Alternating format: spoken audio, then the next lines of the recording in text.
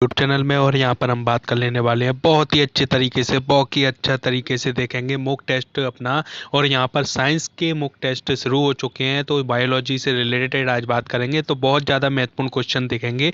तो यहाँ पर देखो, पहला क्वेश्चन बिना समय गवाए यहाँ पर बात कर लेते हैं।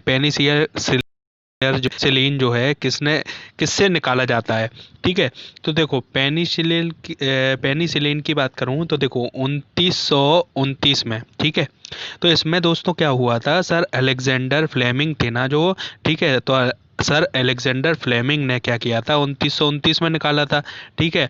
और इन्होंने क्या है, खोज कर रही थी इसकी। और पेनिसिलियम जो नोटेम और पेनिसिलियम क्राइसोजिन, ठीक है, इन दोनों से की थी, ठीक है। ये क्या है, एक एंटीबायोटिक दवा है, इसका तो पता ही है आपको। इसका उपयोग किस लिए करते हैं, देखो दोस्तों, वो करते हैं कवक के लिए, कवक और प्लस क्या, फफूंद जो जीवाणु होते हैं ना, जीवाणु, तो उसके लिए, ठीक है, ध्यान रखिएगा। तो इसके द्वारा उत्पन्न जो रोग होते हैं ना, तो इनके निदान के लिए पेनिसिलिन का जो है उपयोग किया जाता है। पेनिसिलिन नोटेम जो है, जो किससे प्राप्त होती है, यहाँ पर क्वेश्चन पूछा तो ये होती है साहब फफूंद से, ठीक है, ध्यान रखिएगा, है ना। आगे बात कर लेते हैं अगले प्रश्न की। और अगला प्रश्न क्या कह रहा है दोस्तों, कि एक रोगी में प्रतिजैविक का क्या प्रभाव पड़ता है। देखो बहुत ही अच्छा क्वेश्चन है, एंटीबायोटिक, ठीक है ना। प्रतिजैविक यानी कि बायोटिक्स, है ना।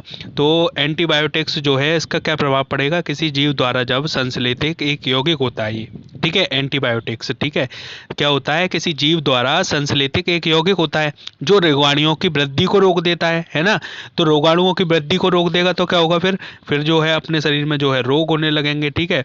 उससे क्या होगा कि ये क्या है, प्रतिजैविक रासायनिक पदार्थ होते हैं जो कि प्राय मृतोपजीवी कवकों यानी कि फफूंद, है ना, सेप्रोफाइटिक बोलते हैं ना, तो सेप्रोफाइटिक जो फंगी होती है उससे प्राप्त होता है, ठीक है ना। तो इन पदार्थों में जो है जीवाणुओं को समाप्त करने की अधिक क्षमता होती है, ठीक है। तो इनमें क्या है कि जीवाणु समाप्त हो जाएंगे, ठीक है। तो इससे क्या होगा, पेनिसिलिन जो है ना, स्टेमटोमाइसिन, ठीक है, ध्यान रखिएगा, पेनिसिलिन हो गया, स्टेमटोमाइसिन हो गया, ठीक है, क्लोरोमाइसेटिन हो गया, ठीक है ना, इत्यादि ये सब जो है, ठीक है, इसमें आते हैं, ठीक है। तो इसमें क्या पूछा था, प्रतिरोधक प्रतिजैविक का क्या प्रभाव पड़ेगा, तो जो है क्या प्रभाव पड़ेगा, जीवाणुओं की जो है रोक देता, वृद्धि को रोक देता है ना, प्रतिजैविक एंटीबायोटिक्स, है ना। तो एक तो क्या होता है, देखो जो मैंने अभी बताया था, क्षमा कीजिए उसके लिए, लेकिन इसमें बता दूं आपको कि ये क्या होता है, जस्ट अपोजिट काम करता है। देखो एंटी लग गया ना, तो यानी कि किसी रोग से लड़ने की जो क्षमता होगी वो इसमें जनरेट होगी, ठीक है ना। सही जो है अर्थ है वो ये है ना, जो रोगाणुओं की वृद्धि को रोकता है ना, रोग हो जाते हैं ना तो उसकी वृद्धि को रोक देता है ना, ध्यान रखिएगा ना दोस्तों। रक्त स्पंदन में कौन सहायता करता है, तो देखो ये मैंने पहले भी थ्रम्बो यहाँ पर बता दूं, देखो रक्त के स्कंदन में जो है कौन, रक्त प्लेटलेट्स होती है ना, वो सहायता करती हैं। इसको क्या बोलते हैं, थ्रम्बोसाइट्स, ठीक है, थ्रम्बोसाइट्स बोलते हैं। इसका निर्माण जो है अस्थि मज्जा यानी कि क्या, बोन मैरो में होता है। इसका जो जीवन काल है 3 से 5 दिन होता है, ठीक है, ध्यान रखिएगा रक्त प्लेट का। और इसमें क्या है, इसकी मृत्यु कहाँ पर होती है, प्लीहा यानी कि स्प्लीन में होती है, ठीक है, ध्यान रखिएगा, है ना। और इसका मुख्य कार्य तो आपको पता ही है, इसका जो है रक्त में थक्का जमाना या स्कंदन बनाने में मदद करना होता है, ठीक है, ध्यान रखिएगा, ज़्यादा कुछ इंपॉर्टेंट नहीं है, इसलिए बस इतना ही इंपॉर्टेंट है, वो जान लीजिए ना। आगे अगले प्रश्न की ओर बात कर लेते हैं दोस्तों। अगला प्रश्न क्या है, निम्नलिखित में से कैल्शियम के अवशोषण को बढ़ाता है। तो बोरॉन जो है ना, पानी और जो है कैल्शियम की अवशोषण को बढ़ाता है, ठीक है। अवशोषित करना यानी कि ऑब्जर्व करना है ना। अब देखिए, आइए अगले प्रश्न देख लेते हैं। अगला प्रश्न क्या कह रहा है, प्रकृति में खुले रहने पर निम्नलिखित में से कौन सी लकड़ी सबसे अधिक जल्दी खराब हो जाती है। तो देखो प्रकृति में जो खुले रहने पर रसदार जितनी भी लकड़ी होती है ना, वो सबसे ज़्यादा जल्दी खराब होती है ना। यानी कि जो जितनी भी लकड़ी होंगी आपकी, ठीक है, वो सारी की सारी रसदार जो होंगी वो सारी की सारी जो है खराब हो जाएंगी। अब रसदार से मतलब क्या है कि देखो, जिसमें रस होता है, यानी कि वो धीरे धीरे सूखेगा सूखेगा सूखेगा, फिर दोबारा क्या होगा, पूरी की पूरी जो है जल्दी जल्दी खराब हो जाएंगी, ठीक है। कठोर लकड़ी तो होती है, तो कठोर लकड़ी तो खराब हो नहीं सकती। आपने देखा होगा ना, आसपास आपके पेड़ वेड़ होते हैं, उनकी लकड़ियाँ वो है सालों साल पड़ी रहती हैं ना। लेकिन रसदार जो है, जैसे गन्ना, ठीक है, वो जल्दी खराब हो जाएगा, ठीक है। रेसेदार होगा तो वो भी कोई दिक्कत नहीं है, जैसे कि बांस वगैरह ले लो। मृदु लकड़ी होगी तो वो भी पड़ी रहती हैं, जैसे कि खटोला वटोला, ये सारी चीज़ें होती हैं, इनकी लकड़ियाँ होती हैं, वो इस श्रेणी में आती हैं, ठीक है, ध्यान रखिएगा। और भी अलग अलग श्रेणी होती है इनकी, ठीक है। तो रसदार is the right answer, last one यानी कि थर्ड वन, है ना।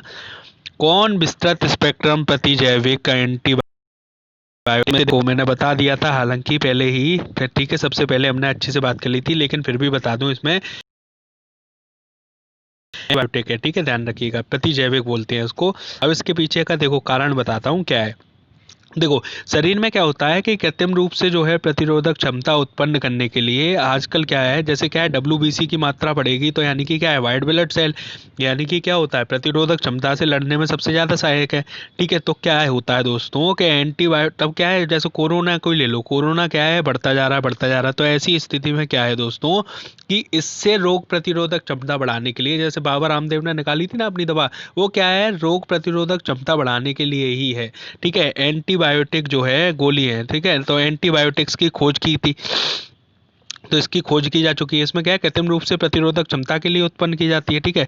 और इसमें क्या है एंटीबायोटिक बनाने के लिए मुख्य स्रोत क्या है, कवक और बैक्टीरिया, जो मैंने बताई दिया आपको पहले ही, ठीक है। कुछ जो प्रचलित एंटीबायोटिक है ना इस प्रकार हैं, जैसे कि एमोक्सिलिन, ठीक है, एम्पिस वो भी है, ठीक है, टेरामाइसिन, ठीक है, और एम्पिस जो सिलीन है ना इसका जो है विस्तृत स्पेक्ट्रम जो है प्रतिजैविक यानी कि एंटीबायोटिक्स है, ठीक है, ध्यान रखिएगा, है ना। तो कौन सा हो जाएगा इसमें राइट आंसर, एम्पिसिलिन, ठीक है, ध्यान रखिएगा, है ना।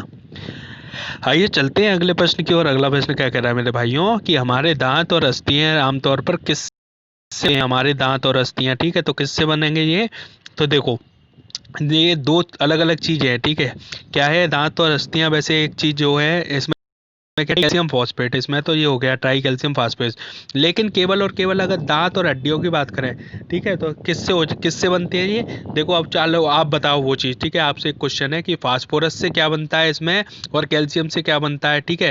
दांत और ये जो है दांत किसके बने होते हैं, चलिए ये बताइए, ठीक है। या तो कैल्शियम फास्फोरस से बनते हैं, कैल्शियम फास्फोरस से बनते हैं, या फिर कैल्शियम से बनते हैं, या फास्फोरस से बनते हैं, या फिर किसी से नहीं बनते, ये बताओ फटाफट, दांत के बारे में बताओ, ठीक है, जल्दी गारंटी से। भैया आपसे हाथ जोड़ के रिक्वेस्ट है कि अपने सवालों का जो है जवाब देने की कोशिश करा करिए, जिससे हमें पता पड़ सके कि हाँ कितने लोग इसको लिए जो है सजग हैं, है ना।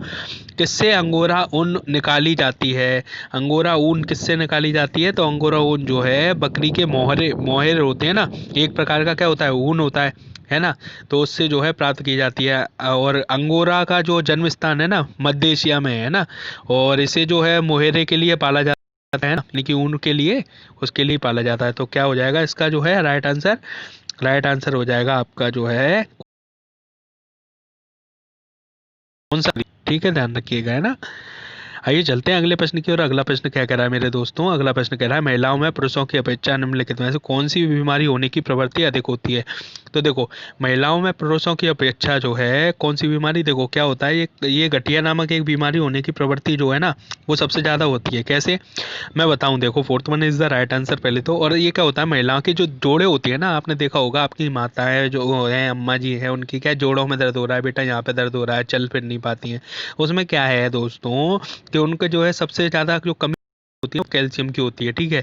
समय के साथ साथ क्या है 45 साल तक ये शरीर है, 45 साल तक जितना चलाना है जैसे चलाना है वैसे चला लो, उसके बाद वैसे चलेगा जो आपने 45 साल तक किया था, ठीक है। उससे ज़्यादातर कई लोगों की जो है 45 व 50 होती है, 55 तक होते हैं फिट रहते हैं, लेकिन उसके बाद बहुत ज़्यादा परेशानी होने लगती है। तो ऐसी स्थिति में क्या है देखो मैं बता दूं आपको, महिलाएं क्या है कि उनके जोड़ों में जो है ना उनके दर्द में अस्थि संधियां जो होती हैं उसमें क्या है सिट्रिक अम्ल के क्रिस्टल जमा हो जाते हैं, उससे क्या है संधियों में जो है क्या हो जाता है महसूस होने लगता है। इसलिए क्या है हमेशा जो है एक गिलास तो दूध हमेशा अभी से नहीं पीते हो तो रोजाना जो है योग वगैरह करा करो। योग करना यानी कि दिया है कि 1.5 करोड़ बीमारियों से निजात पाने में सहायक है साहब, 1.5 करोड़, एक दो नहीं 1.5 करोड़ तरीके की बीमारियां आप सोच रहे होंगे कि आपने जितनी सुनी है 100 भी नहीं सुनी होंगी ठीक से, 1.5 करोड़ बीमारी होती है, किस किस तरीके की क्या क्या बीमारी होती है, अलग अलग बीमारी होती है साहब, ठीक है। तो ये जो है आयुर्वेद में दिया गया है, ठीक है ना, ठीक से देखेंगे तो समझ में आएगा, ठीक है। यहाँ पे अगले प्रश्न की ओर बात कर लेते हैं। अगला प्रश्न क्या कह रहा है पीयूष ग्रंथि कहाँ पर स्थित है, तो पीयूष ग्रंथि जो है मास्टर ग्रंथि कहते हैं साहब इसको। कौन सी ग्रंथि कहते हैं, मास्टर ग्रंथि। इसमें जो है मैं बताऊं आपको हाइपोथैलेमस ग्रंथि जो है, ठीक है, और पीयूष ग्रंथि, ठीक है, इसको जो है कहा जाता है, ठीक है। और पीयूष ग्रंथि के भी जो है मास्टर का काम करती है ना। इसमें क्या है, मस्तिष्क का भाग जो है ना, तंत्रिका तंत्र और अंतःस्रावी तंत्र, उनके क्या है प्रमुख संयोजन की भूमिका निभाते हैं। ये क्या करता है, शरीर का ताप, भूख प्यास, लैंगिक आचरण, शरीर की त्वचा आदि का जो है क्या करता है, नियंत्रण करता है। ठीक है, तो आज के लिए दोस्तों बस इतना ही, मिलते हैं अगले मॉक टेस्ट में, तब तक के लिए बाय बाय, टेक केयर, अच्छे से रहिए, है ना।